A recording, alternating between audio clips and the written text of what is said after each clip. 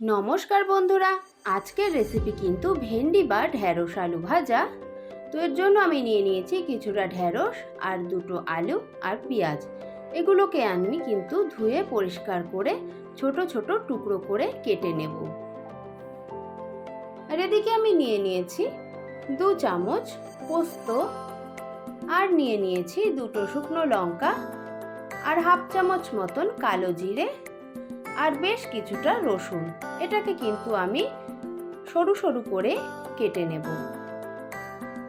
এদিকে আমি আলু, ভেন্ডি আর পেঁয়াজ টুকরো টুকরো করে কেটে নিয়েছি। আর ঝালের জন্য নিয়ে নিয়েছি আমি একটা কাঁচা লঙ্কা। কাঁচা লঙ্কাটাকে কিন্তু আমি ছোট ছোট টুকরো করে নেব। এবার কড়াইয়ে আমি শুকনো লঙ্কা আর কালো জিরে ফোড়ন দিয়ে দিয়েছি। রসুন কুচিটা এবারে দিয়ে দেব। একটু নাড়াচাড়া করে নেব।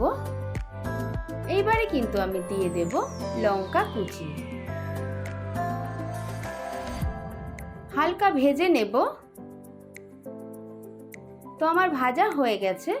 এইবারে কিন্তু আমি দিয়ে দেব টুকরো করে রাখা কাটা আলু। একটু নেড়ে চেড়ে নেব।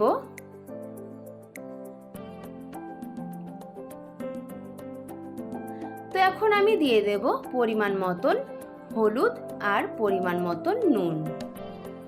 এবারে আমি নেড়ে চেড়ে কিন্তু একটা ঢাকনা দিয়ে ঢেকে রান্না করে নেব।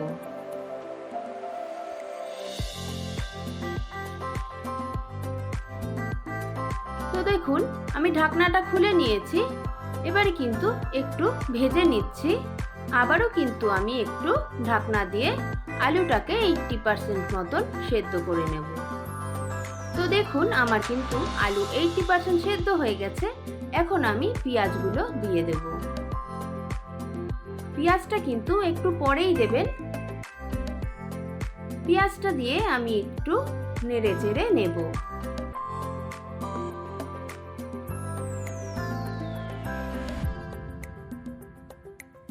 বন্ধুরা, আমার রেসিপিটা ভালো লাগলে অবশ্যই কিন্তু একটা লাইক কমেন্ট করে দেবেন।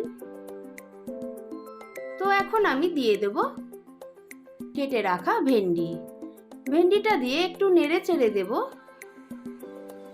আর এরকম নিত্য নতুন রেসিপি পেতে কিন্তু অবশ্যই শর্মিলার রান্নাঘরকে সাবস্ক্রাইব করতে হবে। এবারে কিন্তু আমি আবার ঢাকা দিয়ে 2 মিনিট রান্না করে নেব। তো দেখুন আমার 2 মিনিট হয়ে গেছে।